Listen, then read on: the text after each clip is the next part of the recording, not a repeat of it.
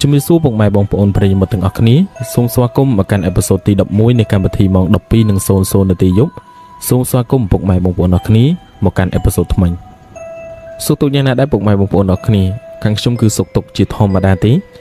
សង្ឃឹមថាពុកម៉ែបងប្អូនអស់គ្នាគឺសុខទុក្ខជាធម្មតាទេចា៎ហើយក្នុងអេពីសូតនេះដែរយើងមកដល់អេពីសូតទី11ហើយពិតជាអរគុណខ្លាំងមែនទែនសម្រាប់ពុកម៉ែបងប្អូនអស់គ្នាដែលបានគាំទ្រលើកម្មវិធីម៉ោង 12:00 នាទីយប់របស់ខ្ញុំក្នុងអេពីសូតនេះដែរគឺខ្ញុំមានរឿងចំនួន5រឿងដែលបានការចែកម្លែកពីបងប្អូនប្រិយមិត្តរបស់យើងដែលគាត់ចែកម្លែកតាម Telegram របស់ខ្ញុំមកអញ្ចឹងណាហើយក៏មានបងប្រុសម្នាក់ដែរគាត់ឈ្មោះសុកជាគាត់បានចែកម្លែកដោយគាត់និយាយ voice សំឡេងមកអញ្ចឹងណាអញ្ចឹងសំឡេងរបស់គាត់ខ្ញុំនឹងចាក់នៅខាងចុងវីដេអូអញ្ចឹងកុំឲ្យខាតពេលវេលាយូរយើងចូលទៅក្នុងសាច់រឿងទី1របស់ប្រិយមិត្តទី1របស់យើងយកតែម្ដងទៅដែលសាច់រឿងទី1នេះគឺបានមកពីបងប្រុសម្នាក់គាត់ឈ្មោះថាណាន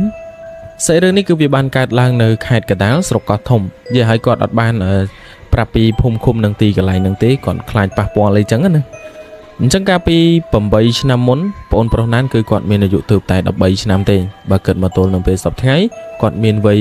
21ឆ្នាំហើយបងប្រុសម្ចាស់សាច់រឿងនេះគាត់មានអ្នកចិត្តខាងលក្ខណៈថាមិនមែនចិត្តផ្ទះគាត់យកហ្មងទេលក្ខណៈថាមកលងមកផ្ទះអញ្ចឹងណាហើយអ្នកចិត្តខាងនេះគឺមានទំនាក់ទំនងមិនសូវជាល្អអីម៉ានទេជាមួយនឹងគ្រួសាររបស់បងប្រុសម្ចាស់សាច់រឿងហ្នឹងណាដែលនិយាយទៅតែងតែមានការទាស់សម្ដីទាស់ពាក្យសម្ដីអីជាមួយគ្នាហើយខាងគ្រួសាររបស់បងប្រុសម្ចាស់សាច់រឿងនេះគឺគាត់មិនសូវជាមាត់រនៅខាងអ្នកចិត្តខាងរបស់គាត់ហ្នឹងទេផ្ទះរបស់តាម្នាក់ដែលចិត្តខាងផ្ទះរបស់គាត់អញ្ចឹងណាសម្រាប់លោកតានឹងទៀតសោតគឺគាត់មានវ័យ60ឆ្នាំជាងហើយដែលគាត់ថាមានថ្ងៃមួយគឺលោកតាហ្នឹងគឺលក្ខណៈថាគាត់ធ្វើអត្តឃាតសម្រាប់ខ្លួនឯងអញ្ចឹងណាដោយគាត់យកថ្នាំកដុលមកលេបដើម្បីសម្រាប់ខ្លួនណាបងប្អូនអរគ្នាតែសំណាងរបស់លោកតាម្នាក់ហ្នឹងលក្ខណៈថាប្រពន្ធគាត់មកតន់អញ្ចឹងទៅប្រពន្ធគាត់ក៏ជួយសង្គ្រោះឲ្យបញ្ជូនគាត់ទៅមន្ទីរពេទ្យនៅឯវៀតណាមអញ្ចឹងទៅបន្ទាប់ពីពេទ្យគេបានមើលថែទៅលើលោកតាហ្នឹងឲ្យលាងកាពះលាងអីគាត់ហើយគាត់ក៏បានធូរអញ្ចឹងទៅគាត់ក៏បានសម្រាកនៅឯប្រទេសវៀតណាមអញ្ចឹងណាហើយគាត់ក៏មិនមែនថាបានធូរអីជាខ្លាំងណាស់ណាដែរបន្ទាប់ពីបានធូរស្រាលប្រហែលជារយៈពេល2ទៅ3ថ្ងៃលោកតាហ្នឹងលក្ខណៈថាគាត់ក៏បានចេញពីមន្ទីរពេទ្យ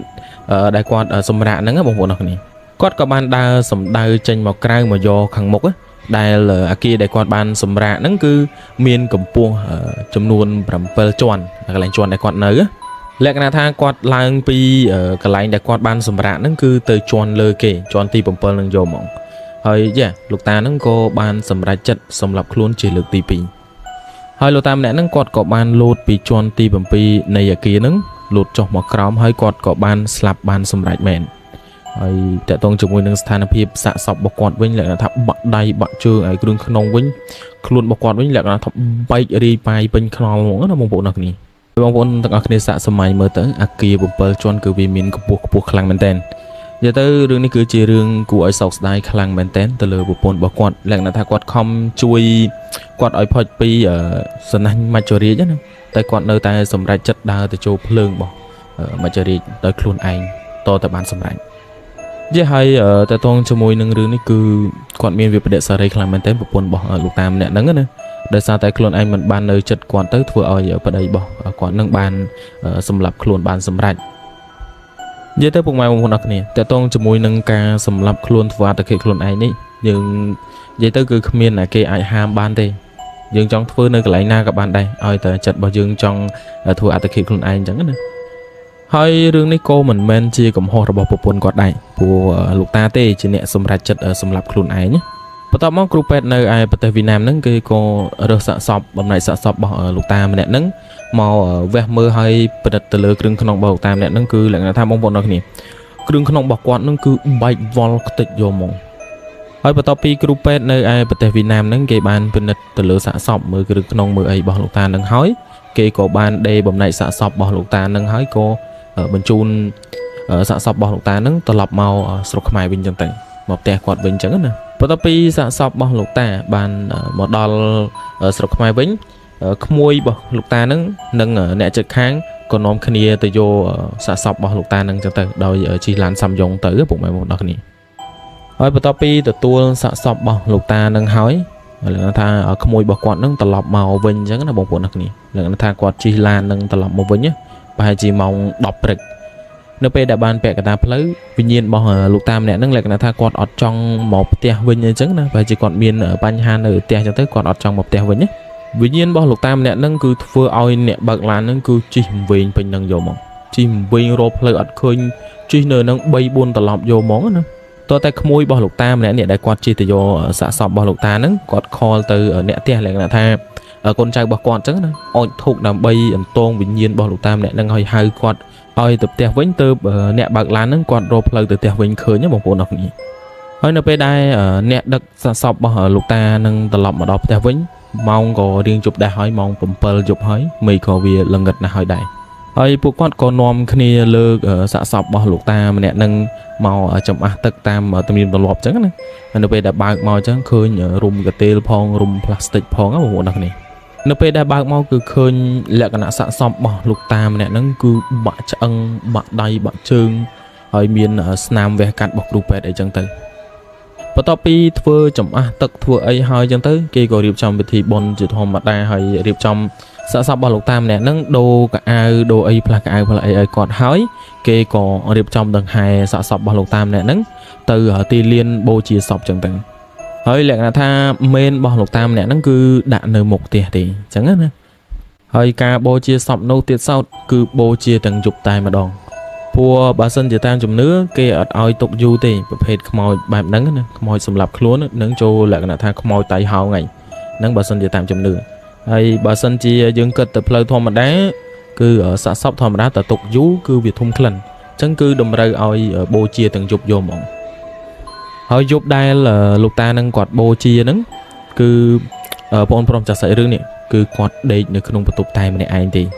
thôi mà đá bằng bọn nào nè tờ dương thọp miên tụm lo thọp miên ca chua và cay ấy viên bịa sầm đây hơi chơi tay miên ca cật lại là tha tích ta nâng mà rồ từ tích ta nâng mà lên từ ấy trắng bài trắng ở bọn bọn nào nè hơi pe bô chia sọp bỏ lục ta mà nè nâng cứ ở bọn prom chặt sợi rương nè cứ quạt kênh ở tiệt tay mà này ai thì hơi quạt klum phui pi chọn vô món nữa để sao tại khai pe hay nô pe đã klum phui nâng quạt bạch như pan crop put vô món hay bọn prom chặt sợi rương nè quạt thà quạt khai trên kê nâng cứ nô pe đã kê bố chia lại là thang kê ỏi cả chuột đùm rầy nó lú ngu nhớ nữa quạt khai trên kê cứ khai sum lên nâng vô món nên là tha quạt khai nô pe đã kê bố chia sọp bỏ ta nâng một tè quạt nữa lúc đó bật láng ở nẹp hôm ấy nâng lẹ nó kinh vậy ta cứ nghiêm ca bô chia sọp bỏ ta nâng khăng mình tới nghiêm bên phun vô món á bắt đầu máu pi ngày còi máu miên y mà nẹt để ở quạt miên tia nâng chật tia ở bỏ ở bọn pro trả sợi rương lại là thà chộp kia chẳng nữa tia ở bọn pro trả sợi rương hói cứ tia y nâng mà lông tia y nâng cứ đó tia đài ta nẹt xâm lập luôn nè quạt có ban ở cặp đam chờ đập bay ở phơi là bong ở chộp tia lục ta nâng chẳng nữa hơi quạt của ban ở là cái này chụp láng quạt đây chân thứ cô cho sọc thà lục ta nó mỏ chua mùi quạt đó cứ mà ham y mẹ nó mà nói giờ cặp đam chơi bật quạt chứ nữa liền là ta đam chơi bật quạt nè đam ca bị quạt nơi rùa chứ một con nào này hơi quạt dây tha nơi không vô sọc và im nè nó quạt dây tha mày đam chơi đứng nhưng anh nè đam mày đam chơi bao những anh mến anh không đam mấy những anh chơi cặp đam chơi bọn anh chẳng hơi bắt tọt máu là y nâng quạt khai đai chứ nữa hơi nè phun vậy tới oi tơ chi cắt tam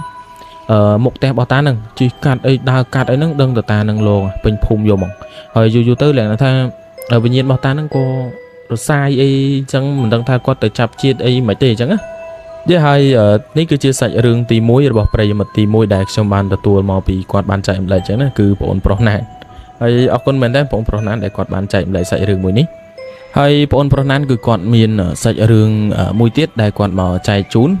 để hỏi sợi rừng bạc quạt thì môi ní mạch đáy bằng bộ nọc này sợi rừng ní cứ lại đáy lại là tha quạt chia diêm sầm lập khuôn ai mà đo hai đo thiệt chứ tổ tập ban sầm rán chứ bằng bộ nọc này hỏi quạt sầm lập khuôn nó cứ nông rụp hiệp mùi đo cội lại khang bên tén lại là tha lột pi akim pearl chón cứ ở bà sân chỉ dương khơi than hiệp xạ sọc bạc quạt nó cứ vì cội lại khang bên tén ok chân dương châu từ nông sợi rừng tí pi bạc quạt và to thiệt tớiแต่ต้องจมูกนึงใส่เรื่องที่ปีบอกก่อนนี่ก่อนวันประจักษ์มาทางคือบานการลางกาปีบุญชนามนกาปีบุญชนามนนั่นคือมีนขมิ้นปลอมเนี่ยจมูกทาเล้งได้อ่อนเล้งนั่นแหละนะท่ากวาดเนื้อจัดเตียบ่ ប្អូនប្រុសម្ចាស់សាច់រឿងដែរអញ្ចឹងណាប្អូនប្រុសណានហើយអូនលេងហ្នឹងគឺជាក្មេងប្រុសម្នាក់គាត់មានអាយុទៅតែ4ឆ្នាំទេបើនិយាយពីគាត់វិញគឺស្អាតខ្លាំងមែនទែនហើយសាច់អីសហើយសាច់គាត់និយាយទៅដូចកូនចិនអញ្ចឹងបងប្អូនអរគ្នាចង្ងាយផ្ទះពីប្អូនម្ចាស់សាច់រឿងទៅផ្ទះអូនលេងហ្នឹងគឺចង្ងាយប្រហែលជាតែ100ម៉ែត្រទេរាល់ពេលដែលអូនលេងនឹងលក្ខណៈថាគាត់ទៅនេអញ្ចឹងគាត់តែងតែជិះកង់លេងនៅក្នុងភូមិជាមួយក្មេងៗដទៃទៀតក្នុងភូមិអញ្ចឹងទៅហើយនៅពេលដែលជិះមកដល់មុខផ្ទះរបស់ប្អូនប្រុសម្ចាស់សាច់រឿងហ្នឹងលក្ខណៈថាគេហៅឲ្យជិះកង់មួយគេរហូតអញ្ចឹងណាអូនលេងហ្នឹងណាហៅជិះកង់មួយអូនអត់ជិះកង់មួយអូនអត់អញ្ចឹងណាហើយអូនលេងហ្នឹងគឺចូលចិត្តប្អូនប្រុសម្ចាស់សាច់រឿងហ្នឹងខ្លាំងមែនតើឲ្យតែជិះកង់មកដល់មុខផ្ទះប្អូនប្រុសម្ចាស់សាច់រឿងហ្នឹងគឺហៅជិះកង់មួយអូនអត់ជិះកង់មួយអូនអត់អីចឹងទៅលក្ខណៈអញ្ចឹងបងប្អូនអរគ្នាមានថ្ងៃមួយគឺជាខែទឹកឡើងមកពាក់កណ្ដាលព្រែកអីនៅតំបន់ដែលគាត់រស់នៅហ្នឹងអូនលេងនឹងក្មេងៗដទៃទៀត 4-5 នាក់ទៀតហ្នឹងក៏នាំគ្នាទៅងូតទឹកព្រែកលេងហើយពេលហ្នឹងមានក្មេងប្រុសម្នាក់ស្រែកថាអេពួកឯងមានឃើញអាលេងអត់មានឃើញអាលេងអត់ហើយនៅពេលហ្នឹងលក្ខណៈថាក្មេងៗទាំងអស់គ្នាហ្នឹងខំដើររអូនលេងហ្នឹងប៉ុណ្ណាក៏អត់ឃើញដែរហើយពេលហ្នឹងក្មេងៗទាំងអស់គ្នាក៏រត់មកឡើងគោកវិញទៅប្រាប់ម៉ែរបស់អូនលេងហ្នឹងអញ្ចឹងណាថាមិញហ្នឹងវាងូតទឹកមួយខ្ញុំនៅព្រែកនៅក្រោយតែដល់ពេលឥឡូវខ្ញុំរកវាអត់ឃើញមិញហើយដល់ពេលហ្នឹងម៉ាក់របស់អូនលេងហ្នឹងក៏លក្ខណៈថាគាត់ភ័យដែរអញ្ចឹងណាក៏ទៅប្រាប់ចាស់ប្រាប់អ៊ំរបស់គាត់បងប្អូនរបស់គាត់អញ្ចឹងទៅឲ្យទៅជួយរកអញ្ចឹងទៅហើយក៏មានចាស់គាត់ទៅជួយរកនៅក្នុងទឹកហ្នឹងដែរហើយរយៈពេលទៅដល់2ម៉ោងទើបគេរកសាកសពរបស់ក្មេងប្រុសហ្នឹងឃើញគឺស្ថានភាពសពវិញគឺលក្ខណៈថាជាប់មងគេដាក់ត្រីបងប្អូនអរគ្នានៅជាប់នឹងទ្វារទឹកហ្នឹងឯងហើយបន្ទាប់មកចាស់ដែលគាត់បានទៅជួយរកអូនលេងហ្នឹងក៏សួរទៅក្មេងៗដែលបានលេងទឹកមួយអូនលេងហ្នឹងថាអូនមានរឿងអីមែនបាន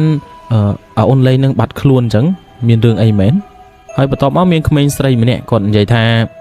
នៅពេលដែលអូនលេងនេះវាកំពុងតែលេងទឹកមួយពួកគាត់អញ្ចឹងក៏ស្រាប់តែអូនលេងនឹងនិយាយថាដូចមានអីទាញជើងអីអញ្ចឹងណាបងប្អូនអរគ្នាហើយមកសន្ទុះក្រោយមកលក្ខណៈថា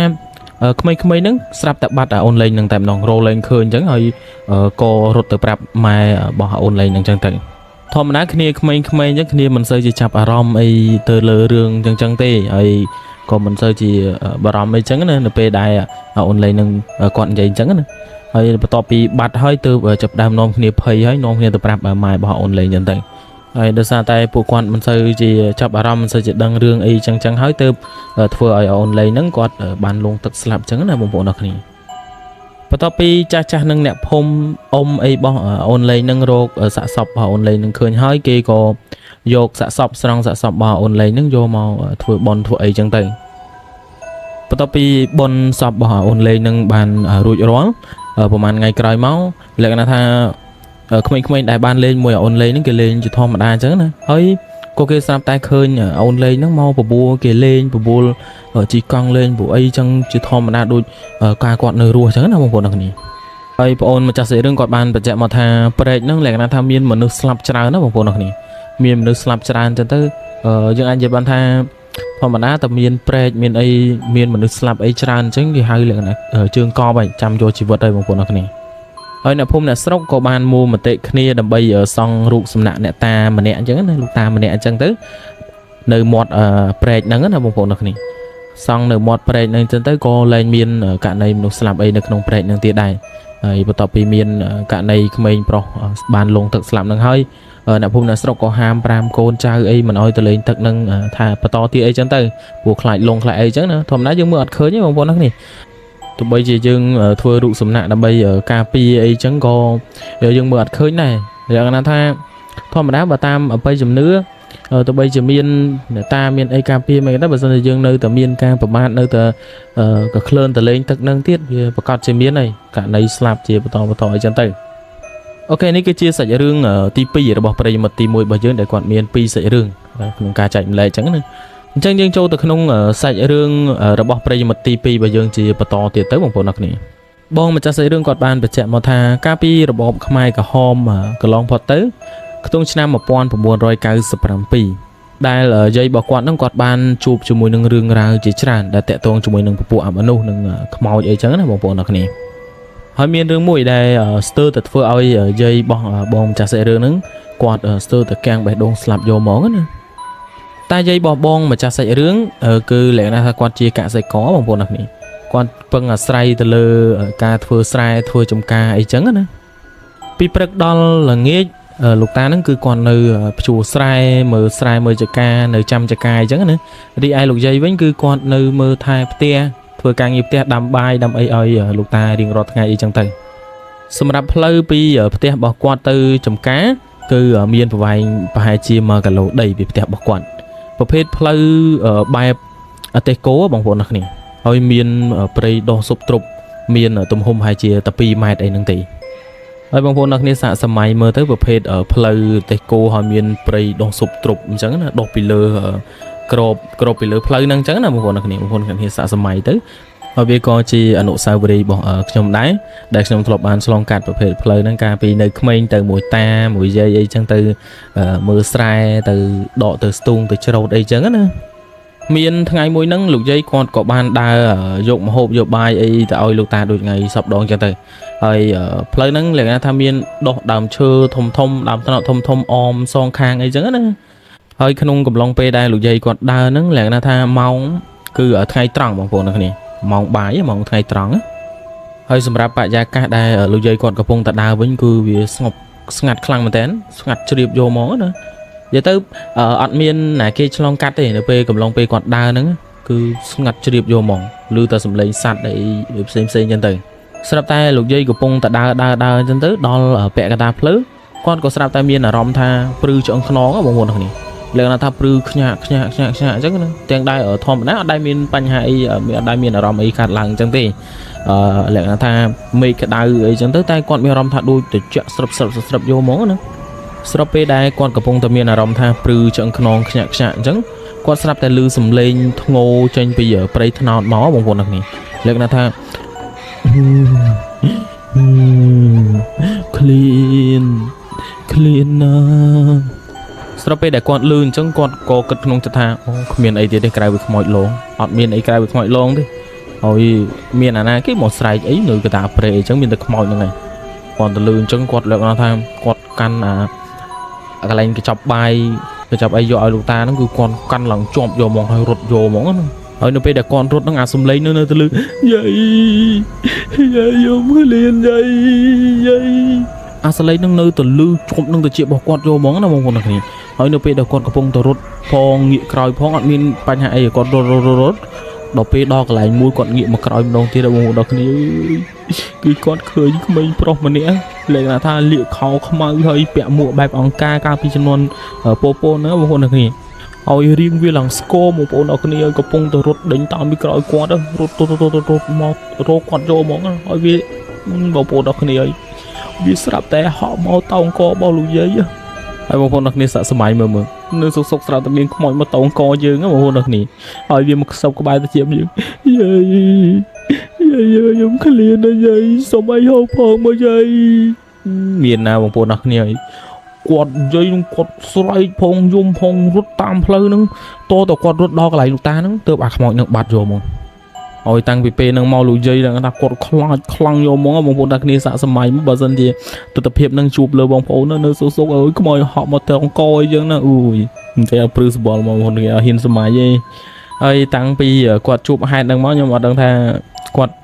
យកបាយយកម្ហូបអីឲ្យលោកតាតាមវិធីណាទេឬក៏គាត់ដើរផ្លូវវាងអីឬក៏មិនអីមិនដឹងទេអូខេអញ្ចឹងយើងចូលទៅក្នុងសាច់រឿងទី2របស់គាត់ជាបន្តទៀតទៅហើយនៅក្នុងថ្ងៃនេះប្រិយមិត្តរបស់យើងសុទ្ធតែចែករំលែកសាច់រឿងសុទ្ធតែ2យកហ្មងនៅក្នុងម្នាក់ណាប្រិយមិត្តតែ2នាក់ទេហើយសាច់រឿងមានរហូតដល់4សាច់រឿងហើយសាច់រឿងរបស់គាត់សុទ្ធតែយកហ្មងណាសម្រាប់សាច់រឿងនេះគឺគាត់បានមកពីអ៊ំស្រីរបស់គាត់ដែលអ៊ំស្រីរបស់គាត់នឹងគាត់បានជួបផ្ទាល់នៅក្នុងឆ្នាំ2002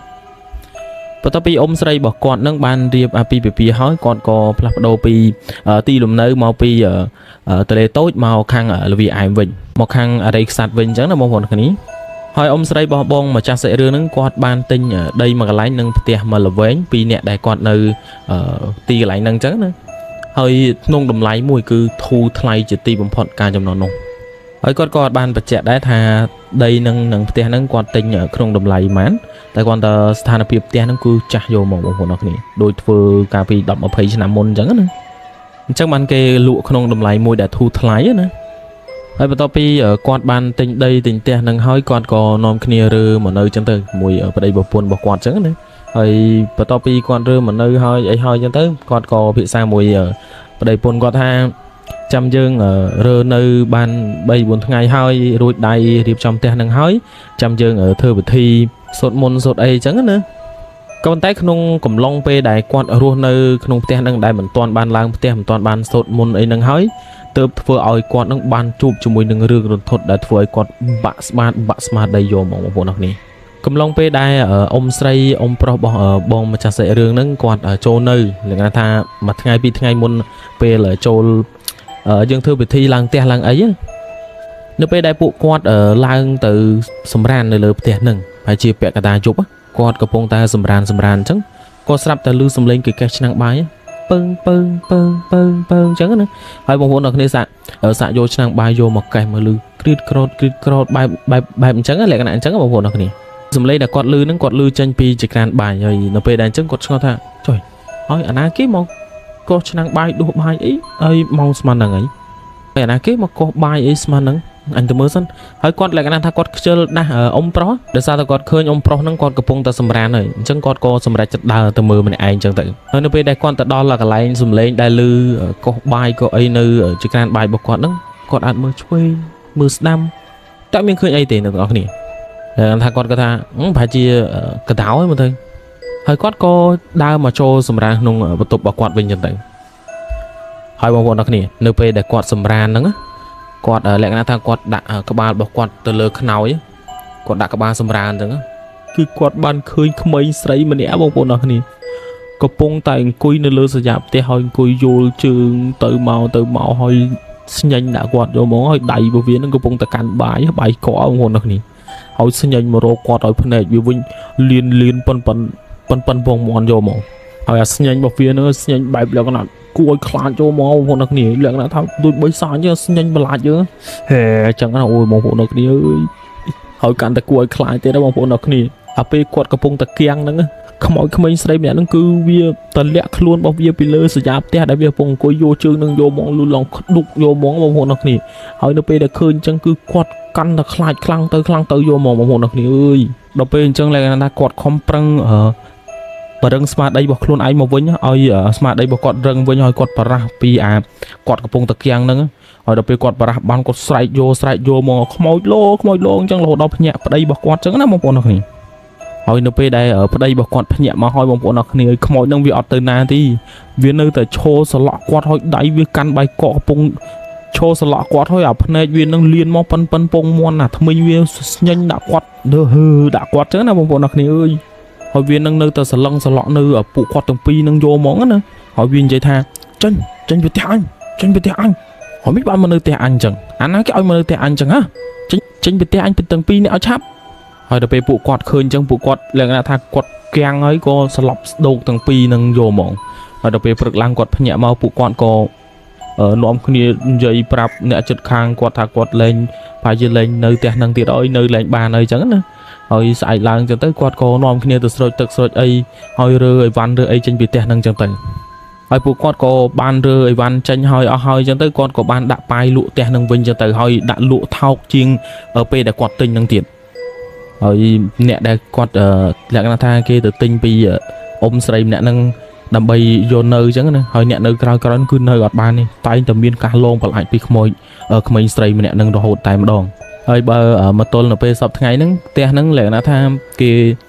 រុញចោលអីចោលអស់ហើយលក្ខណៈថាគេធ្វើជាអគារធ្វើជាអីហើយអស់ហើយអញ្ចឹងណាបងប្អូនអរគ្នាហើយការលងបន្លាចអីហ្នឹងក៏វាសាបរលាបទៅតាមហ្នឹងដែរ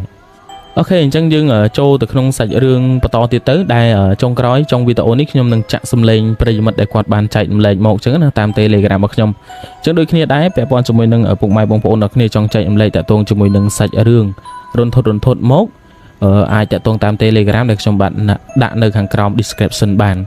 ហើយមកអីចឹងទៅខ្ញុំចង់ចែករំលែកសាច់រឿងចឹងទៅហើយបើសិនជាចែករំលែកជាសំឡេងមកខ្ញុំនឹងយកចាក់ក្នុងកម្មវិធីតែបើសិនជាចែករំលែកជាសាច់រឿងដោយសរសេរអក្សរមកអីចឹងទៅខ្ញុំនឹងសម្រាយហើយអានឲ្យប្រិយមិត្តរបស់យើងស្ដាប់តែម្ដង Dù sau đây mong nhóm viên hướng môi trong trái mà lấy tới can bó cả nó nhóm là hiện comment ra dụ ba chỉ đọc cho nam lo tại nhóm ba nhóm cho mơ tuổi hay cả nắng nơi chung quanh tia miền đảo xoay thông hay miền phải chỉ chờ chắc là bông phải về nắng nơi hôm đấy toàn miền tia chờ miền Tây miền phải chờ vậy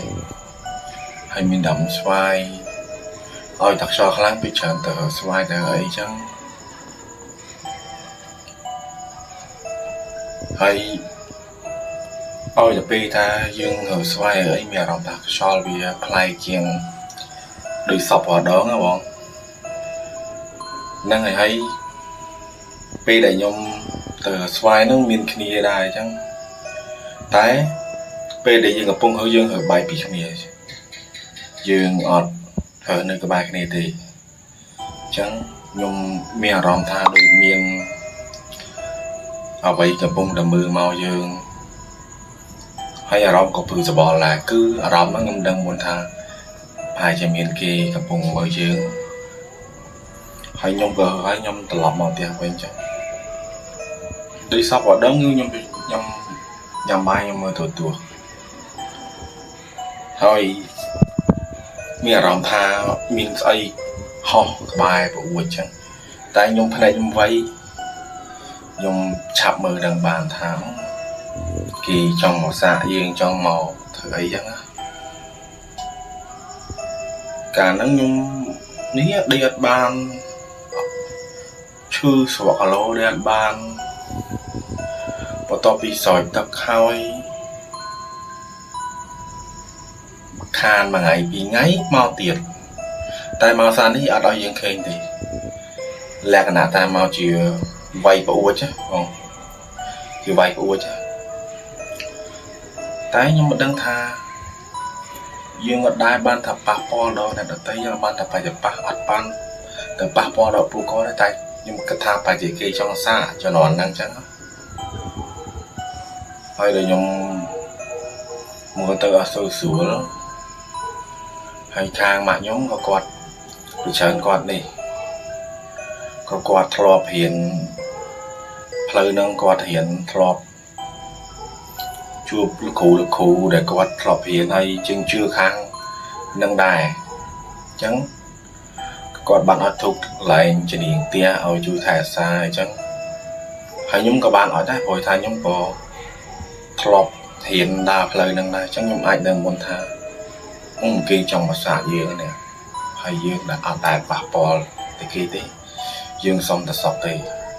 ở đằng thả kỳ trong xã rồi miền là xây kỳ pra màu chẳng hả bọn cứ một vọng nó cứ ở đai ban đây ở đai ban này nó cứ bị chán chư hay chạp ra vì mà năm tiết nhom có là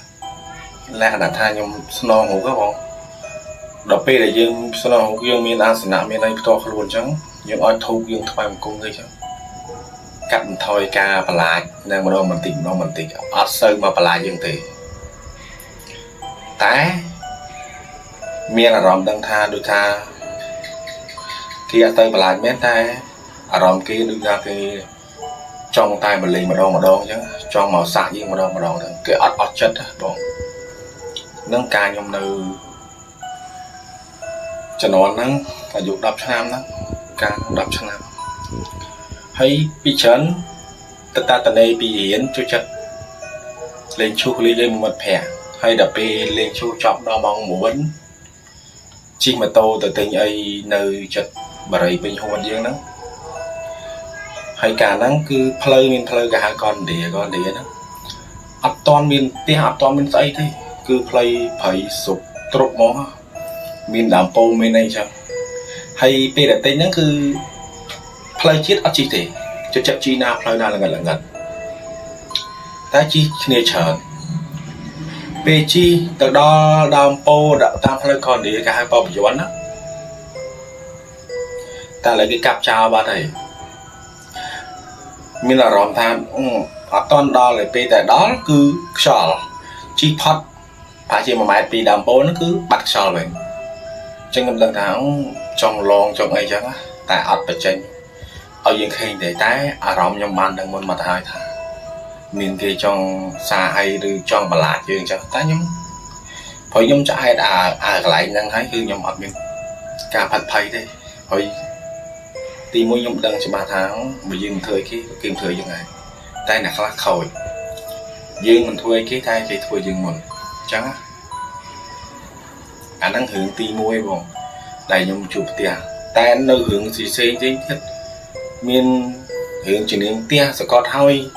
ស្រែកដាក់ឲ្យយើងអីទៀតអាហ្នឹងនៅមានទៀតតែគ្រាន់ថាអាហ្នឹងភាសាថាអាហ្នឹងខ្ញុំសម្រាយមើលនឹងចោលហើយកុំឲ្យវាវែងពេកអញ្ចឹងព្រោះចាំក្រោយៗខ្ញុំសម្រាយផ្សេងទៀតអញ្ចឹងព្រោះខ្ញុំដើរផ្លូវហ្នឹងមានអារម្មណ៍ថាយើងជួបប្រទះតែអញ្ចឹងច្រើនពេកដូចជាយូរលេងខ្លាចស៊ាំមកទេហ្នឹងហើយបងសុំបន្ថែមមួយទៀតប្រហែលជា2ថ្ងៃមុនណាពេលដែលខ្ញុំឆាតជាមួយបងទៅវិញទៅមកអញ្ចឹងពេលហ្នឹងខ្ញុំទៅយកក្មួយខ្ញុំនៅសាលារៀនតែសាលារៀនហ្នឹងវានៅក្នុងវត្តណាបងពេលដែលខ្ញុំនិយាយពីរឿងសាច់រឿងអញ្ចឹងអារម្មណ៍ពូសវត្តមកទូខ្លួនហ្មងតែខ្ញុំដឹងថាប្រហែលជាពពួកមនុស្សឬដែលថែសារនៅវត្តប្រហែលជាគាត់ស្ដាប់ឮអញ្ចឹងណាតែប្រហែលជាមិនប្រកាន់ទេតែគាត់ថាយើងអាចដឹងចិត្តគេថាគេនៅក្បែរហ្នឹងហើយដឹងថាពួកគាត់នៅថែសារនៅវត្តចូលចង់ព្រឺសបល់ហ្មងតែដល់ពេលដែលខ្ញុំសូត្រដែលខ្ញុំធ្លាប់រៀនមកខ្ញុំសូត្រអញ្ចឹងទៅមានអារម្មណ៍ស្បើយទៅវិញអញ្ចឹងព្រោះអ្វីដែលខ្ញុំធ្លាប់រៀនពីមុនមកខ្ញុំរៀនការមុនមិនទាន់ចេះអីទេខ្ញុំដើរផ្លូវហ្នឹងខ្ញុំធ្លាប់ไปរៀនគ្រូដែលគាត់ខ្លាំងដែរគាត់នៅច្បារអំពៅនៅហាងម្ដុំច្រាំងបាក់តែខ្ញុំអត់បញ្ចេញឈ្មោះគាត់ទេគាត់ទៅរៀនយើងឲ្យតែយើងតនេយើងទៅរៀនដែរព្រោះយើងអត់តន់ចេះយើងចេះដែរយើងចេះស្ទើរពេលដែលយើងទៅរៀនពីគាត់ប្រាប់តិចនិចហើយប្រាប់កន្លែងនេះកន្លែងដែរយើងអត់តន់យល់គាត់បញ្យល់យល់ចឹងទៅហើយយើងមកយកមកទិញអនុវត្តខ្លួនឯងមែនគាត់បើមែនហើយយើងរៀនតពីកន្លែងអាសនៈយើងថាវាគាត់បើយើងអាចថាពេលដែលមានអាសន្នអញ្ចឹងយើងអាចយកមកនិយាយបានហើយប្រើការបានអញ្ចឹងមិនខ្ញុំថាផ្លូវនេះមានអីជួយយើងបានច្រើនកុំឲ្យតែយើងទៅបំពេញអ្នកដតីទៅធ្វើបាបគេអញ្ចឹងតែបើយើងស្មោះត្រង់នឹងផ្លូវហ្នឹងគឺអត់អីទេគឺថែសារយើងវិញណែបងសំអស់ឲ្យសាមខ្ញុំបន្ថែមបន្តិចទៀតហ្នឹងអត់ទេពេលដែលបងនិយាយខ្ញុំមានអារម្មណ៍ថាព្រឺសបល់ហើយអត់ដឹងទេព្រោះពេលដែលយើងយកនឹងយកមកនិយាយមានអារម្មណ៍ថាព្រឺសបល់ដូចតែពេលនិយាយភ្លាមដូចគេស្ដាប់ឮភ្លាមហ្មងដល់ពេលអញ្ចឹងដូចគេស្ដាប់ឮភ្លាមដូចគេបាក់នៅប្រហែលជានៅក្បែរយើងឬនៅឆ្ងាយពីយើងតិចតែគេញៀនអាចដឹងថាពួកគាត់និយាយពីពួកមនុស្សអញ្ចឹងឲ្យទៅពេលខ្ញុំនិយាយខាងអញ្ចឹងគឺព្រឺសបល់ហ្មងនឹងបងពេលច្រើនអ្នកដើរតាមខ្ញុំអ្វីដែលខ្ញុំជួបប្រទេសថាចេះកន្លែងនេះអត់បានទេយើងមិនអាចនិយាយបានស្រួលតាមអ្វីដែលយើងចង់និយាយហើយខ្ញុំផ្ដាំបើសិនជាមានបញ្ហាកំថាំងខ្ញុំអត់បានប្រាប់គឺខ្ញុំបានប្រាប់ព្រោះខ្ញុំដឹងថាខ្ញុំនៅកន្លែងនេះមើលទៅអត់សូវស្រួលទេហើយក៏មានគេកំពុងមើលយើងគេដឹងថាអ្នកណាត្រង់អ្នកណាមិនត្រង់ហើយអ្នកណាប្រហើនអ្នកណាមិនប្រហើនគេមើលដឹងតែក្នុងនាមខ្ញុំជាងអ្នកអាចដឹងហេតុការណ៍អញ្ចឹងខ្ញុំប្រាប់ថាឥឡូវមកប្រាប់ឥឡូវយើងមកដល់នេះហើយអញ្ចឹងយើងហាមមាត់និយាយប្រទេសខ្លះតិចទៅហើយអ្នកណាជឿឬមិនជឿសំខាន់គឺកុំមាត់ចាំចេញពីហ្នឹងចង់និយាយទៅតែពេលដែលនៅទីតាំងហ្នឹងកុំនិយាយរឿងអសោះហើយកុំចេញមកលក្ខណៈថាឈឺនោមកន្លែងគេយ៉ាងអត់សមអានគេហៅធ្វើអ្វីតាមអំពើចិត្ត នេះទឹកដីគេយើងមិនអាចធ្វើអ្វីតាមអំពើចិត្តបានទេទោះយើងចង់ឈឺនោមជាអីទៅឲ្យឆ្ងាយពីដើមធំហើយឬយើងសំការអាញាតពីគេអញ្ចឹងកុំឲ្យថាប៉ះពាល់ដល់គេទៅវាមានបញ្ហាពីច្រើនខ្ញុំទៅណាខ្ញុំប្រាប់បាត់ប្រាប់អញ្ចឹងបងខ្ញុំប្រាប់ពួកគាត់ឲ្យដឹងថានៅនេះមើលទៅយើងមើលកន្លែងនេះទៅអត់សូវស្រួលទេអញ្ចឹងយើងប្រយ័ត្នតិចទៅអារឿងមកសម្ដីអញ្ចឹងបងអូខេអញ្ចឹងយើងចូលទៅក្នុងសាច់រឿងរបស់គាត់តែម្ដងទៅដែលសាច់រឿងនេះគឺបានមកពីបងស្រីម្នាក់គាត់ឈ្មោះលីដាដែលបងស្រីលីដានិយាយទៅបងប្អូនអ្នកនេះគាត់មានលក្ខណៈថាគាត់មានញាណវិសេសបើយើងនិយាយចំទៅតាក់ទងជាមួយនឹងញាណទី6ដែលគាត់អាចតាក់ទងជាមួយនឹងពពួកអមនុស្សពពួកអរូបីពពួកខ្មោចព្រាយអីបានអញ្ចឹងទៅគាត់អាចមើលឃើញអាចនិយាយប្រតិអាស្រ័យជាមួយនឹងពពួកអស់ទៅនឹងបានអញ្ចឹងណាហើយសាច់រឿងនេះគឺវាបានកើតឡើងនៅឯខេត្តព្រៃវែងដែលជារឿងមួយដែលបានកើតឡើងនៅក្នុងឆ្នាំ2011ហើយសម្រាប់ហេតុការណ៍នេះគឺមិនមែនកើតទៅលើបងលីដាផ្ទាល់ទេគឺកើតឡើងទៅលើប្អូនស្រីរបស់គាត់ដែលគាត់មានឈ្មោះថានីតាហើយហេតុការណ៍នេះដែរគឺមិនមែនកើតឡើងទៅលើតែបងស្រីនីតាតែម្នាក់ទេគឺវាបានកើតឡើងលើគ្រួសាររបស់គាត់ទាំងមូលតែម្ដងថ្ងៃមួយបងស្រីនីតាគាត់បានខលទៅបងស្រីលីដាថាចែតើថ្ងៃហ្នឹងចែទំនេរអត់ខ្ញុំចង់ឲ្យមកមើលផ្ទះថ្មីរបស់ខ្ញុំបន្តិចព្រោះរាល់ថ្ងៃខ្ញុំតែងតែឃើញខ្មោចលងស្ទើរតែរាល់ថ្ងៃតែម្ដងណាមួយឪពុករបស់ខ្ញុំកំពុងតែមានជំងឺទៀតបងហើយតើតងជាមួយនឹងជំងឺរបស់ឪពុករបស់បងស្រីនីតាខ្ញុំនឹងបញ្ជាក់នៅពេលក្រោយថាគាត់មានជំងឺកម្រិតណាធ្ងន់ធ្ងរកម្រិតណាអញ្ចឹងណាដែលពុកម៉ែបងប្អូនទាំងអស់គ្នានឹងនឹកស្មានមិនដល់តែម្ដងអញ្ចឹងយើងចូលទៅក្នុងសាច់រឿងរបស់គាត់បន្តទៀតទៅដែលសមាជិកនៅក្នុងគ្រួសាររបស់បងនីតាហ្នឹងគឺមានចំនួន4នាក់ឪពុកម្ដាយរបស់គាត់ហើយគាត់និងស្វាមីរបស់គាត់ចំពោះបងស្រីមេតាស្វាមីរបស់គាត់និងម្ដាយរបស់គាត់គឺគាត់កាន់សាសនាព្រះពុទ្ធ3នាក់ហ្នឹងតែចំពោះឪពុករបស់គាត់វិញគឺលក្ខណៈថាគាត់មិនជឿទៅលើសាសនាអ្វីទាំងអស់តែម្ដងនិយាយទៅគឺគាត់មិនមានការគោរពចំពោះសាសនាណាមួយតែម្ដងពុកម៉ែបងប្អូនអរគ្នាមានថ្ងៃមួយមានមិត្តភ័ក្តិរបស់បងស្រីនីតាម្នាក់គាត់ទៅសាងភ្នោះនៅវត្តមួយកន្លែងដែលវត្តនោះគឺមានចម្ងាយមិនសូវជាឆ្ងាយអីម៉ាន់ទេពីផ្ទះរបស់គាត់ណាដល់អញ្ចឹងគាត់ក៏នាំក្រុមគ្រួសាររបស់គាត់បងស្រីនីតាស្វាមីរបស់គាត់និងម្ដាយរបស់គាត់ហ្នឹងទៅធ្វើបុណ្យប្រគេនចង្ហាន់ប្រគេនអីចំពោះមិត្តភ័ក្តិរបស់គាត់បានបួសអញ្ចឹងទៅនៅពេលដែលពួកគាត់ទៅដល់ទីតាំងវត្តមួយកន្លែងហ្នឹងនៅខាងក្រោមសាលាឆាន់គាត់ឃើញមានឈើមួយគំនរដែលឈើនោះម្ដាយរបស់បងនីតាហ្នឹងគឺគាត់ចាប់អារម្មណ៍ខ្លាំងមែនទែនគាត់ចង់ជាវយកមកសាងសង់ផ្ទះអញ្ចឹងណាពុកម៉ែបងប្អូនអ្នកគ្នាព្រោះកំឡុងពេលហ្នឹងគាត់ក៏កំពុងតែសាងសង់ផ្ទះរបស់គាត់ដែរគាត់អត់ទាន់សាងសង់ហើយអញ្ចឹងណាហើយដល់អញ្ចឹងគាត់ក៏ទៅនិយាយជាមួយលោកគ្រូចតកាដើម្បីសុំជាវឈើហ្នឹងយកមកសាងសង់ផ្ទះរបស់គាត់បន្តអីចឹងទៅដល់អញ្ចឹងលោកគ្រូចតកាលោកក៏មានសន្និដ្ឋានថាមិនបាច់ទេដឹងល្អជាងញោមព្រោះឈើនៅខាងក្រោមសាលាឆាន់មួយគំនរហ្នឹងវាមានប្រវត្តិអត់សូវល្អហ្មងទេព្រោះម្ចាស់ឈើហ្នឹងម្ចាស់ផ្ទះហ្នឹងគឺបានចងកសម្រាប់ខ្លួនណាហើយផ្ទះហ្នឹងគឺអត់មានណាគេនៅបានទេដល់អញ្ចឹងគេក៏រុះមកប្រគេនអាត្មាតែម្ដងទៅដល់លើអញ្ចឹងម្ដាយរបស់បងស្រីនីតាគាត់លែងចង់បានឈើនឹងតែម្ដងតែឪពុករបស់បងស្រីនីតាគាត់លក្ខណៈថាគាត់អត់សូវជឿទៅលើរឿងពពួកអមនុស្សអត់សូវជឿទៅនិយាយទៅគាត់អត់ជឿទៅលើសាសនាអីយកតែម្ដងណាពុកម៉ែបងប្អូនគ្នាដល់អញ្ចឹងឪពុករបស់បងស្រីនីតាហ្នឹងគាត់និយាយថាទៅយកទៅគ្មានខ្មោចគ្មានខ្មោអីណាទេទោះបីជាមានក៏នៅភពផ្សេងគ្នាដែរវាមិនអាចធ្វើអីយើងបានទេបន្ទាប់ពីនិយាយចប់ពិធីបំបួសអីនឹងចប់គ្រួសារបងស្រីនីតាហ្នឹងគាត់ក៏ត្រឡប់មកផ្ទះវិញដើម្បីពិភាក្សាគ្នាថាគួរយកឈើហ្នឹងដើម្បីមកសាងសង់ផ្ទះបន្តទៀតអត់ព្រោះលក្ខណៈថាអ្នកខ្លាចគឺគាត់នៅតែខ្លាចអញ្ចឹងណាតែចំពោះឪពុករបស់បងស្រីនីតាវិញគឺគាត់នៅតែបខំឲ្យយកឈើហ្នឹងដើម្បីយកមកសាងសង់ផ្ទះរបស់គាត់អញ្ចឹងទៅព្រោះអត់មានណាគេនិយាយទៅគាត់គឺអត់មានណាគេអាចហាមគាត់បានទេឪពុករបស់បងស្រីនីតាហ្នឹងណា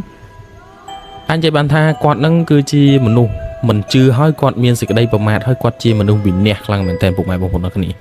ដល់ពេលឪពុករបស់គាត់ចេះតែបខំម្ដងហើយម្ដងទៀតសម្រាប់ជាចុងក្រោយពួកគាត់ក៏សម្រេចចិត្តយកឈើហ្នឹងមកសាងសង់ផ្ទះអញ្ចឹងណាហ ហើយដល់ពេលព្រឹកឡើងគាត់ក៏នាំគ្នាដើម្បីទៅវត្តនឹងម្ដងទៀត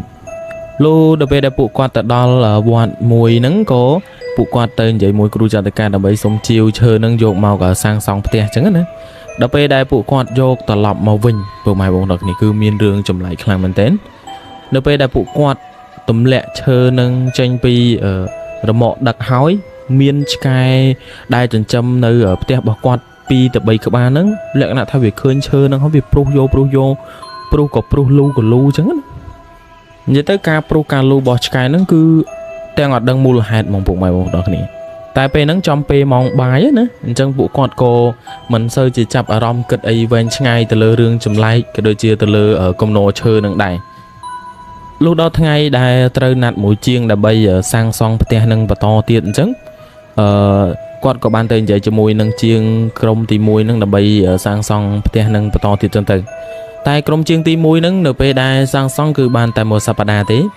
គឺឈប់អស់តែម្ដងហើយអត់បានប្រាប់មូលហេតុថាមកពីបញ្ហាអីទេហើយលុយកក់ទាំងប្រមាណក៏ពួកគាត់អត់យកដែរពុកម៉ែបងប្អូនគ្នាហើយក្រុមជាងទី1ហ្នឹងគឺទៅបាត់ឈឹងតែម្ដងម្ដាយរបស់បងស្រីនីតាហ្នឹងលក្ខណៈថាគាត់តាក់ទងយ៉ាងណាក៏តាក់ទងអត់បានគឺទៅបាត់ឈឹងហ្មងណាបន្ទាប់ពីហ្នឹងមកពួកគាត់ក៏ដើររកជាងផ្សេងទៀតដើម្បីឲ្យមកសង់ផ្ទះនឹងបន្តទៀតចឹងទៅតែនៅពេលដែលជាងក្រុមទី2ហ្នឹងគេមកសង់ផ្ទះបានតែមួយខែពុកម៉ែបងប្អូនគ្នាគឺឈប់បាត់ដោយក្រុមជាងទី1អញ្ចឹងហើយនៅពេលដែលពួកក្រុមជាងទី2ហ្នឹងឈប់ហ្នឹងគឺអត់មានមូលហេតុដូចគ្នាលុះរហូតមកដល់ក្រុមជាងទី3ដែលពួកគាត់រកបានដើម្បីមកសង់ផ្ទះហ្នឹងណាហើយក្រុមជាងទី3ហ្នឹងគាត់ក៏បាននិយាយប្រាប់ទៅគូសារបស់បងនីតានឹងថាបើសិនជាចង់ឲ្យគាត់បន្តសាងសង់ផ្ទះនឹងបន្តទៀតគឺចង់ឲ្យគ្រួសាររបស់បងនីតាហ្នឹងគឺឲ្យអុជធូបអុជអីដើម្បីសុំខមាទោសគេហើយសុំសាងសង់ផ្ទះនឹងបន្តទៀតចឹងទៅព្រោះលក្ខណៈថាម្ចាស់ឈើហ្នឹងគេប្រកែប្រកាន់ចឹងណាដល់អញ្ចឹងម្ដាយរបស់បងស្រីនីតាហ្នឹងគាត់ក៏និយាយថា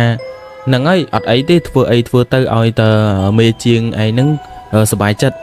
តែពេលហ្នឹងពុកម៉ែបងប្អូនគ្នាឪពុករបស់បងស្រីនីតាហ្នឹងគាត់និយាយថាអូយពួកនេះពិតជាអត់ប្រយោជន៍មែនណាគ្មានខ្មោចគ្មានខ្មោអីណាទេលើโลกនេះតែសម្រាប់ចុងក្រោយមកមេជាងហ្នឹងគាត់ក៏បានធ្វើកិច្ចកមាទោសម្ចាស់ឈើម្ចាស់អីហើយចឹងទៅហើយគាត់ក៏បានសាងសង់ផ្ទះហ្នឹងហើយ 100% តែម្ដងតែក្នុងពេលដែលពួកគាត់កំពុងតែសាងសង់ហ្នឹងវាអត់បានរលូនដោយការគិតរបស់ពួកគាត់ទេដោយសារតែកំឡុងពេលដែលពួកគាត់បានសាងសង់ផ្ទះហ្នឹងគឺបញ្ហាចេះតែកើតមានរហូតកូនជាងដែលបានសាងសង់ផ្ទះហ្នឹងធ្លាក់មកបាក់ដៃបាក់ជើងបែកក្បាលហើយរឿងចេះតែមានរហូតនៅកំឡុងពេលដែលសាងសង់ផ្ទះហ្នឹងណាតែជាចុងក្រោយផ្ទះហ្នឹងគឺបានសាងសង់ហើយ 100% តែម្ដងបន្ទាប់ពីផ្ទះហ្នឹងបានសាងសង់ហើយ 100% ម្ដាយរបស់បងស្រីនីតានេះគាត់ចង់និមន្តព្រះសង្ឃដើម្បីមកប្រោះព្រំហើយនឹងលើករាសីឡើងផ្ទះថ្មីឡើងគេហដ្ឋានថ្មីអញ្ចឹងណាតែឪពុករបស់បងស្រីនីតានេះគាត់និយាយថាអើយមិនបាច់ទៅចំណាយលុយស្អីទៀតទេធ្វើតែប៉ុណ្្នឹងនៅបានហើយមិនបាច់ទៅចំណាយលុយមុនលោកមុនអីមកអីទៀត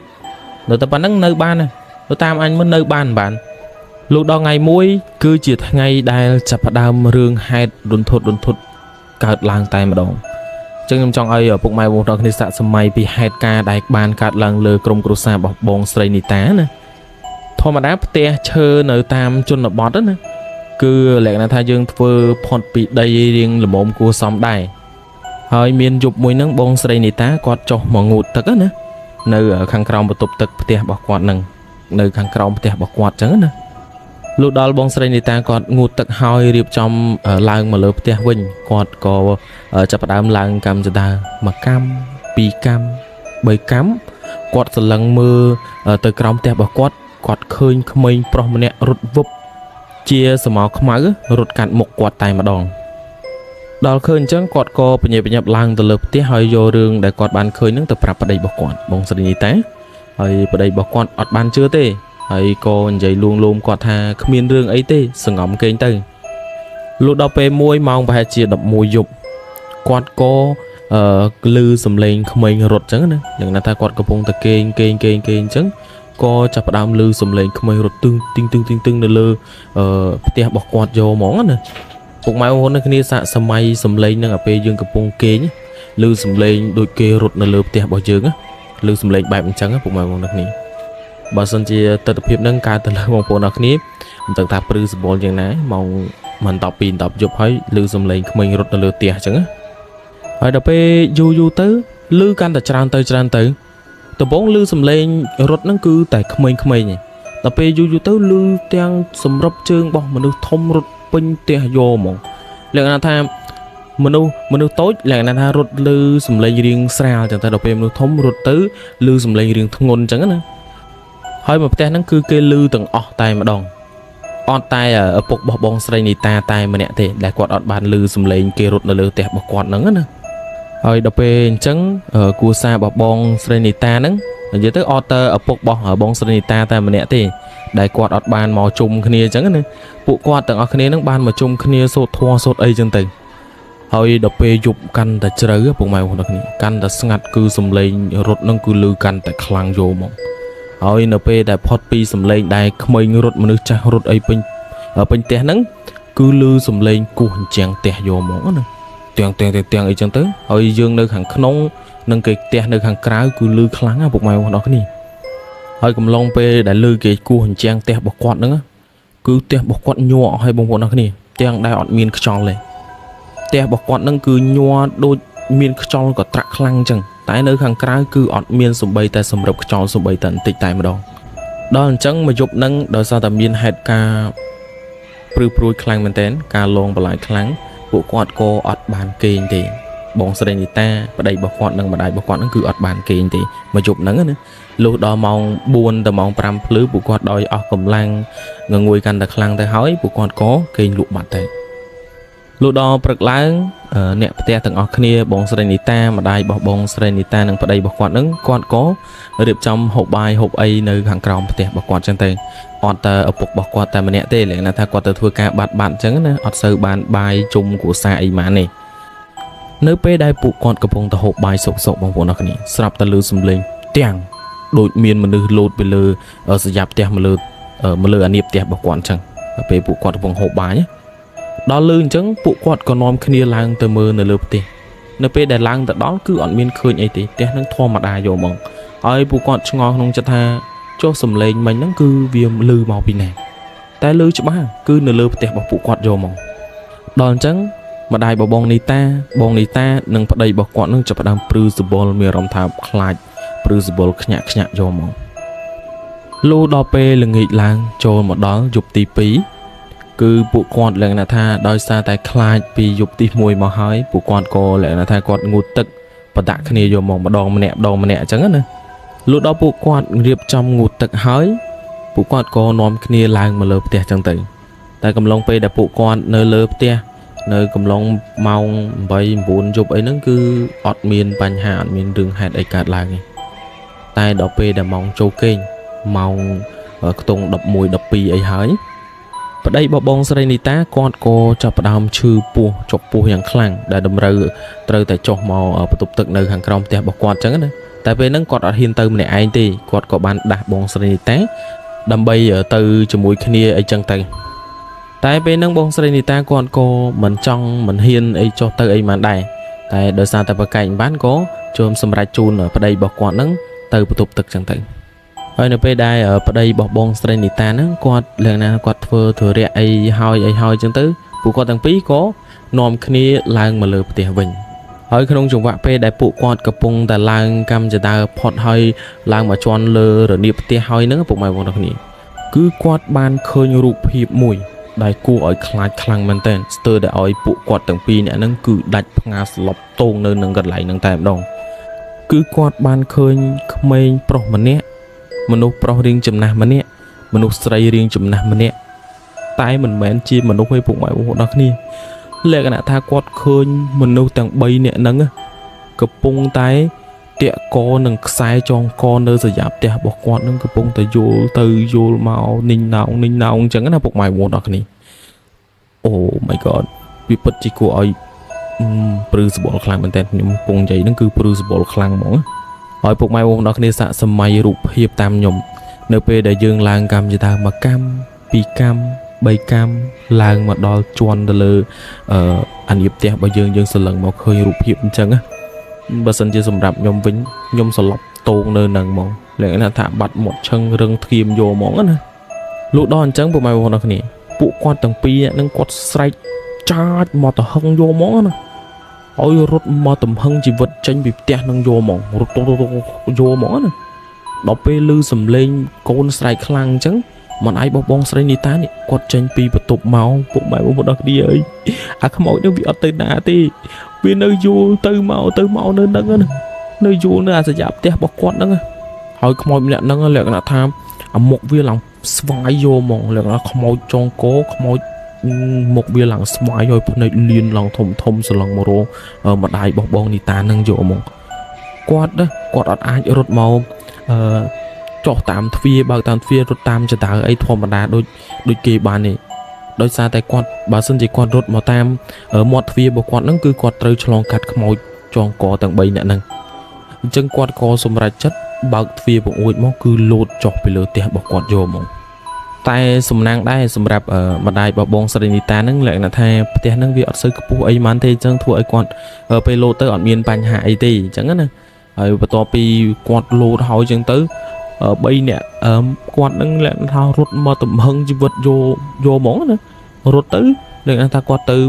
ផ្ទះចាស់របស់គាត់ផ្ទះហ្នឹងលក្ខណៈថាគាត់អត់រុះចោលទេគាត់ទុកសម្រាប់ហូបបាយហូបអីឬក៏សម្រាប់អីម្ដងម្កាលអីចឹងទៅលុះពេលដែលពួកគាត់ទៅដល់ផ្ទះចាស់របស់គាត់ហ្នឹងលក្ខណៈថាញ័រទៅត្រើតដូចកូនសត្វត្រូវទឹកចឹងពុកម៉ែបងប្អូនគ្នាគាត់ទាំង3នាក់ហ្នឹងញ័រទៅតាត់អស់ហើយនៅពេលដែលញ័រអញ្ចឹងធัวទាំងប្រហែលដែលគាត់ចេះហ្នឹងគឺគាត់សូត្រអស់ហើយព្រោះពីយប់នេះគឺស្ទើរតែឲ្យពួកគាត់ជ្រុះសក់ទាំងដុំយកហ្មងលុះដល់ព្រឹកឡើងបងស្រីនីតានេះគាត់ក៏បានខលមករកបងស្រីលីដាដើម្បីនិយាយប្រាប់រឿងរ៉ាវដែលគាត់បានជួបចឹងទៅគាត់បាននិយាយថាអើយបងអើយផ្ទះដែលខ្ញុំសាងសង់ថ្មីហ្នឹងបងវាឃើញខ្មោចចងក3នាក់នៅនឹងសយាផ្ទះស្រស់យកហ្មងហើយសំឡេងរបស់បងនីតានឹងបែបខ្ញុំនិយាយចឹងលក្ខណៈថាញ័រទៅត្រើកយកហ្មងណាបងប្អូនអរគ្នាហើយបងស្រីលីដាហ្នឹងដែលខ្ញុំបាននិយាយពីដើមសាច់រឿងដែលគាត់មានញៀនទី6ហ្នឹងបងប្អូនអរគ្នាដែលគាត់អាចប្រតិអាស្រ័យជាមួយនឹងពពួកអមនុស្សនិងពពួកខ្មោចព្រាយអីបានអញ្ចឹងណាដល់លឺអញ្ចឹងបងស្រីលីដានេះគាត់ក៏ប្រាប់ទៅបងស្រីនីតាថាសម្រួលអារម្មណ៍សិនទៅអូនចាំបងទៅជួយអត់អីទេបន្ទាប់ពីនឹងមកគាត់ក៏បានរៀបចំពីភ្នំពេញទៅដើម្បីទៅផ្ទះរបស់បងស្រីនីតានៅឯព្រៃវែងនឹងយកតែម្ដងហើយលុះពេលដែលទៅដល់ផ្ទះរបស់បងស្រីនីតាហើយបងស្រីនីតានឹងគាត់បាននិយាយរាយរាប់សាច់រឿងទាំងអស់តែម្ដងបងប្អូនអរគ្នានិយាយប្រាប់ទៅកាន់បងលីដានឹងអញ្ចឹងណាលុះដល់ពេលពួកគាត់និយាយគ្នាចប់បងស្រីលីដានឹងគាត់ក៏រៀបចំធ្វើពិធីបួងសួងដើម្បីសួរទៅលើខ្មោចទាំងអស់គ្នានឹងថាពួកគេចង់បានអីចឹងទៅហើយគាត់ថាគាត់ចង់ដឹងចង់សួរថាពួកគេចង់បានអីចឹងណាលោកបងស្រីលីដាគាត់ធ្វើពិធីបួងសួងអីនឹងហើយចប់អស់សពគ្រប់គាត់ក៏ប្រាប់ទៅបងស្រីនីតាថាបងស្រីនីតាហ្នឹងគឺគាត់អត់អាចរស់នៅផ្ទះនឹងបន្តទៀតបាននេះដោយសារតែម្ចាស់ផ្ទះរបស់គេហ្នឹងគឺប្រកាន់ខ្លាំងគេត្រូវការយកឈើរបស់គេទៅវិញណាមួយឪពុករបស់បងនីតាហ្នឹងលក្ខណៈថាគាត់ធ្វើលុះលើគេចឹងណាហើយបើសិនជាពេលវេលារបស់គេមកដល់ពេលណាគេនឹងលេងឪពុករបស់បងស្រីនីតាមកធ្ងន់ដៃយកមកដល់លើបងស្រីលីដាគាត់និយាយចឹងថាពួកគាត់ពិបាកចិត្តខ្លាំងមែនទែនទាំងម្ដាយរបស់បងស្រីនីតាបងនីតានិងស្វាមីរបស់គាត់គឺពិបាកចិត្តខ្លាំងពួកអត់អាចទៅនិយាយបញ្ចុះបញ្ចូលឪពុករបស់បងស្រីនីតាបានចឹងណាលក្ខណៈថាមនុស្សគាត់មាននេះចឹងណាមាននេះហើយគាត់អត់មានការគោរពចំពោះគេទេហើយពួកគាត់ទាំងអស់គ្នាលក្ខណៈថាពិបាកចិត្តដល់កហើយព្រោះអត់ដឹងថាត្រូវនិយាយមិនចឹងណាពួកម៉ែបងប្អូនគ្នាលក្ខណៈថានិយាយអត់បានចឹងណាមនុស្សឪពុករបស់បងស្រីនីតាហ្នឹងហើយណាមួយគាត់ក៏អត់ព្រមឲ្យរើផ្ទះនឹងអីដែរហើយលុយអីគាត់ខំចេញធ្វើចឹងទៅគាត់លើកហេតុផលមកអញ្ចឹងលក្ខណៈថាមនុស្សគាត់រញងរញ៉ាំងអីចឹងណាបាក់និយាយគ្នាយកហ្មងចុងក្រោយពួកគាត់ទាំង3នាក់ហ្នឹងក៏សម្រេចចិត្តទៅដេកនៅផ្ទះចាស់របស់គាត់វិញចឹងទៅហើយឪពុករបស់បងនីតាហ្នឹងគាត់លក្ខណៈថាល្អចូលឡើងអញ្ចឹងណាអីពួកនេះផ្ទះថ្មីមិនព្រមដេកទៅដេកផ្ទះអីអាផ្ទះចាស់ហ្នឹងខ្លាចអីខ្លាចអត់ប្រយោជន៍អត់មានការគិតសោះ3នាក់នេះ ដល់អញ្ចឹងម្ដាយរបស់បងស្រីនីតានេះគាត់ក៏និយាយថាពួកខ្ញុំដេកនៅនេះខ្ញុំសប្បាយចិត្តហើយទៅមិនបាច់និយាយអីច្រើនទៀតទេហើយតាំងពីថ្ងៃហ្នឹងមកពួកគាត់ទាំង3នាក់ហ្នឹងគាត់ក៏បានទៅសម្រាកគេងអីនៅនឹងផ្ទះចាស់របស់គាត់ហ្នឹងអញ្ចឹងទៅហើយផ្ទះចាស់របស់គាត់ហ្នឹងគឺទុកចោលព្រោះឪពុករបស់គាត់ហ្នឹងលក្ខណៈថាគាត់ទៅយាមនៅកន្លែងហាងគេអីគេអញ្ចឹងពេលយប់អញ្ចឹងណាគឺគាត់សម្រាននៅកន្លែងធ្វើការអីអញ្ចឹងទៅហើយពេលថ្ងៃឡើងអីអញ្ចឹងទៅទើបគាត់ត្រឡប់មកវិញអញ្ចឹងពុកម៉ែបងប្អូនអរគ្នាលុះដល់ថ្ងៃមួយគាត់ត្រូវបដូរវេនពីយាមពេលយប់មកយាមពេលថ្ងៃហើយគាត់ត្រូវមកសម្រាននៅផ្ទះវិញពុកម៉ែបងប្អូនអរគ្នាហើយថ្ងៃហ្នឹងពេលយប់ហើយមិនដឹងថាម៉ោងប៉ុន្មាននេះឪពុករបស់បងស្រីនីតាហ្នឹងលក្ខណៈថាគាត់ចុះទៅងូតទឹកនៅកន្លែងបន្ទប់ទឹកនៅខាងក្រោមផ្ទះរបស់គាត់ចឹងទៅហើយថ្ងៃហ្នឹងហើយពុកម៉ែបងប្អូនអរគ្នាដែលគាត់បានឃើញផ្ទាល់ភ្នែកតែម្ដងដោយដែលពួកគាត់បានឃើញកន្លងមកចឹងណាតែអ្វីដែលឪពុករបស់បងស្រីនីតាបានឃើញហ្នឹងគឺធ្ងន់ធ្ងរលើសពួកគាត់បានឃើញទៀតគឺឪពុករបស់បងស្រីនីតាហ្នឹងលក្ខណៈទៅគាត់ឃើញសាកសពទាំង3ហ្នឹងយល់ទៅយល់មកនៅលើសញ្ញាផ្ទះរបស់គាត់ហើយសន្លឹងមករកគាត់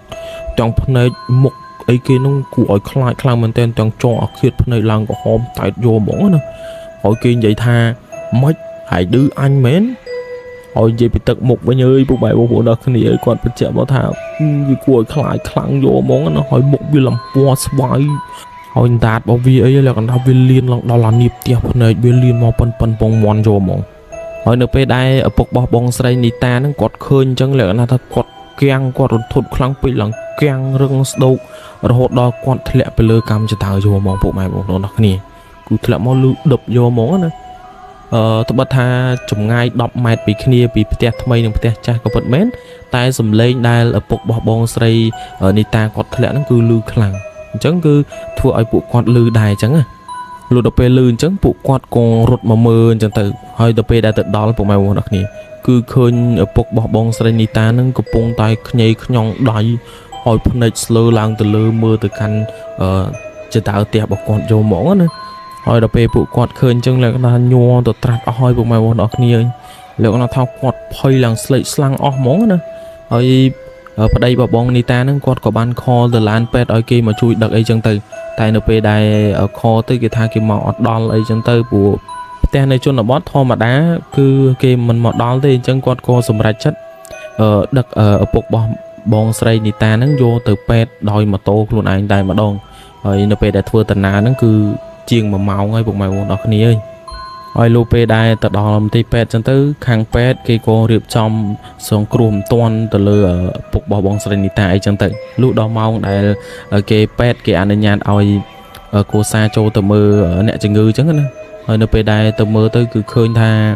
ឪពុករបស់បងស្រីនីតាហ្នឹងលក្ខណៈថាគាត់កំរើកលែងបានហើយចឹងណាបានត្រឹមតែបើកភ្នែកមើលភ្លឺហើយនិយាយមកហើបមាត់បានតិចតួចនិយាយមកស្ដាប់គ្នាអត់បានទេប្រៀបបីដូចជាមនុស្សរុក្ខជាតិចឹងបងប្អូនអរគ្នាតែពេលហ្នឹងឪពុករបស់បងស្រីនីតាហ្នឹងគាត់និយាយមកបែបខ្សើតឡាន់ចឹងបែបស្ដាប់គ្នាអត់សូវយល់ទេហើយគាត់និយាយមកថាសាកសពវាច្អល់មុខអញសាកសពវាច្អល់មុខអញលុះដល់មួយខែក្រោយមកបញ្ហារបស់ឪពុករបស់បងស្រីនីតានឹងនៅតែដដែលអាការៈរបស់គាត់គឺអត់មានប្រសើរឡើងសោះទោះបីជានៅនឹងពេទ្យនឹងជាងមួយខែហើយអញ្ចឹងបងស្រីនីតាគាត់ក៏សម្រេចចិត្តខលទៅរកបងស្រីលីដាដើម្បីឲ្យជួយម្ដងទៀតចឹងទៅហើយបន្ទាប់មកបងស្រីលីដាហ្នឹងគាត់ក៏បានចុះមកខេត្តព្រៃវែងម្ដងទៀតចឹងទៅហើយធ្វើកម្មវិធីកម្មាទោសគេហើយរើផ្ទះរើអីនឹងវិញចឹងទៅតែនៅពេលដែលកំឡុងពេលដែលពួកគាត់កំពុងរើផ្ទះហ្នឹងជាង 4-5 ក្រុមហើយគឺរើអត់បានលក្ខណៈថាអុចធុកហើយអីហើយអញ្ចឹងឮសំឡេងផាំងនៅលើផ្ទះរបស់គាត់នឹងយកហ្មងលក្ខណៈថាដូចមានមនុស្សណាចងកនៅលើសញ្ញាផ្ទះហើយគេយកខ្សែមកកាត់ហើយធ្លាក់ទៅលើអានីបផ្ទះបងប្អូនអរគ្នាដល់សម្រាប់ជាចុងក្រោយមកម្ដាយរបស់បងស្រីនីតានេះគាត់ក៏បាននិមន្តព្រះសង្ឃមកធ្វើកិច្ចប្រោះព្រំនៅលើផ្ទះហ្នឹងចឹងទៅហើយសុំរស់ផ្ទះរស់អីដើម្បីសនុកចិត្តទាំងអស់គ្នាចឹងទៅលុះរើហើយអីហើយចឹងទៅពួកគាត់ក៏យកឈើហ្នឹងទៅឲ្យខាងវត្តវិញចឹងទៅហើយលោកគ្រូចន្ទិកាក៏បញ្ជាឲ្យកូនសិស្សនិងព្រះសង្ឃអីផ្សេងៗទៀតហ្នឹង យកឈើនឹងទៅដាក់ចូលក្នុងឃ្លាំងហើយចាក់សោយ៉ាងជិតមិនឲ្យនរណាគេទៅប៉ះពាល់ទៀតតែម្ដងហើយបងស្រីនីតានេះគាត់អត់អស់ចិត្តទេគាត់ក៏ទៅស៊ើបប្រវត្តិឈើនឹងហើយគាត់ក៏ខលទៅបងស្រីលីដាថាពេលនេះបងខ្ញុំដឹងច្បាស់អស់ហើយពីរឿងដែលពាក់ព័ន្ធជាមួយនឹងឈើនឹងគាត់ថាពីដើមឡើយគឺមានគ្រួសារដែលមានសមាជិក3នាក់ដែលប្តីរបស់គាត់នឹងលក្ខណៈថាគេមានសហាយអញ្ចឹងណាហើយនៅពេលដែលដឹងថាប្តីមានសហាយអញ្ចឹងខាងប្រពន្ធនេះលក្ខណៈផ្កើនទៅឌឺវិញអញ្ចឹងណាក៏ទៅមានសហាយដូចគ្នាដល់ថ្ងៃមួយគាត់ខឹងខ្លាំងពេកលក្ខណៈថាប្តីនឹងគាត់ក៏ទៅចំបាច់កប្រពន្ធរបស់គាត់នឹងតទៅដាច់ខ្យល់ស្លាប់តែម្ដងហើយនៅពេលដែលប្រពន្ធខ្លួនឯងនឹងដាច់ខ្យល់ស្លាប់ហើយគាត់ក៏ចង់ប្របាត់ផោតាងអញ្ចឹងណាធ្វើដូចជាប្រពន្ធខ្លួនឯងនឹងចងកសម្លាប់ខ្លួនអញ្ចឹងបងប្អូនអរគ្នាហើយកំពុងតែរៀបចំឈុតឆាកសម្រាប់ប្រពន្ធនឹងសុកលក្ខណៈថាគាត់មានអារម្មណ៍ថាខ្លួនឯងខុសក៏រត់ទៅចំបាច់កកូនប្រុសរបស់គាត់សម្លាប់ចោលមួយទៀតតែម្ដងហើយយកមកចងកជាមួយនឹងប្រពន្ធរបស់គាត់មួយទៀតហើយនៅពេលដែលចងកកូនហើយលក្ខណៈថាមនុស្សលក្ខណៈបាត់បង់អស់ហើយគាត់ក៏ចងកសម្លាប់ខ្លួនឯងតែម្ដងគឺរូបភាពបងប្អូនសាកសម័យមើលទៅគឺមនុស្ស3នាក់ចងកទៅរៀបជួរគ្នានៅសយាផ្ទះបងប្អូនអរគ្នាហើយនេះហើយពុកម៉ែបងប្អូនអរគ្នាជាមូលហេតុដែលធ្វើឲ្យគ្រួសាររបស់គេវិញ្ញាណរបស់គេនឹងវល់នៅជាប់ជំពាក់នៅឈើរបស់គេហ្នឹងណាបងប្អូនអរគ្នាហើយមកទល់នឹងពេលបច្ចុប្បន្នឪពុករបស់បងស្រីនីតានឹងគាត់ក៏នៅតែអាការៈគាត់មិនប្រសើរឡើងដូចតែមនុស្សរុក្ខជាតិដូចដើមហើយបងស្រីនីតាគាត់បានបញ្ជាក់មកថាសាច់រឿងនេះគេជឿក៏ជឿមិនជឿក៏អត់ទៅអញ្ចឹងប្រព័ន្ធជាមួយនឹងសាច់រឿងរបស់គាត់មានប៉ុណ្ណឹងហើយប្រព័ន្ធមួយសាច់រឿងនេះខ្ញុំអានឡើងបែកញើសហ្មងដាក់តាហាល់ហើយនៅតែបែកញើសទៀតពុកម៉ែបងប្អូនអរគ្នាហើយចឹងប្រព័ន្ធមួយសាច់រឿងរបស់បងនីតាគឺមានតែប៉ុណ្្នឹងទេអរគុណច្រើនបងដែលចែកម្លែកតទៅជាមួយនឹងសាច់រឿងដ៏រន្ធត់ហើយសាច់រឿងនេះក៏វាជាមេរៀនដែរសម្រាប់ពុកម៉ែបងប្អូនអរគ្នាដែលយើងមិនជឿតែសុំកុំប្រមាថអីខ្ញុំក៏មិនជំរុញឲ្យពុកម៉ែបងប្អូនទាំងអស់គ្នាប្រិយមិត្តទាំងអស់គ្នាជឿទៅលើរឿងនឹងសុទ្ធពេកទេតែបើសិនជាយើងមិនជឿទេយើងកុំមានទៅលើសេចក្តីប្រមាថណាបងណាព្រោះនៅពេលដែលយើងមាននៅសេចក្តីប្រមាថវាតែងតែមានអន្តរាយលើខ្លួនយើងអញ្ចឹងវីដេអូនៅក្នុងថ្ងៃនេះអេពីសូតក្នុងថ្ងៃនេះគឺមានតែប៉ុណ្្នឹងទេហើយជូនពរពុកម៉ែបងប្អូនអរគ្នាជួបប្រទះតែនឹងសេចក្តីសុខនិងសេចក្តីចម្រើនរកទទួលទានមានបានមានសុភមង្គលក្នុងគ្រួសារហើយមានសុខភាពល្អទៅណាមកណាជួបប្រទះតែនឹងសេចក្តីសុខមានគេស្រឡាញ់ចូលចិត្តច្រើនហើយអរគុណច្រើនសម្រាប់ពុកម៉ែបងប្អូនអរគ្នាដែលតែងតែតាមដាននិងបានជួយធ្វើការចែកម្លែកតទៅជាមួយនឹងសាច់រឿងដើម្បីឲ្យខ្ញុំបានធ្វើកម្មវិធីនេះបន្តទៀតអញ្ចឹងពីខ្ញុំadmin កម្មវិធីម៉ោង 12:00 នាទីយប់សូមជម្រាបលាពុកម៉ែបងប្អូនអរគ្នាជួបគ្នានៅអេពីសូតក្រោយ